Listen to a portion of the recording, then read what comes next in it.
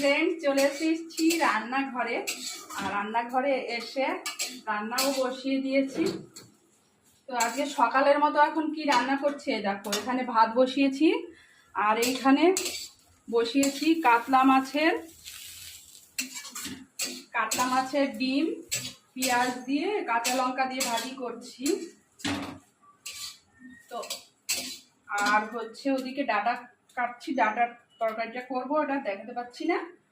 আর তার মধ্যে দেখো আজকে এমনই অবস্থা, এতই টাইমের মানে শর্ট হয়ে গেছে সকাল থেকে, কি বলবো। রান্না করতে করতে একটু চা খেয়ে নিচ্ছি কারণ গলাটা খুব শুকিয়ে গেছে।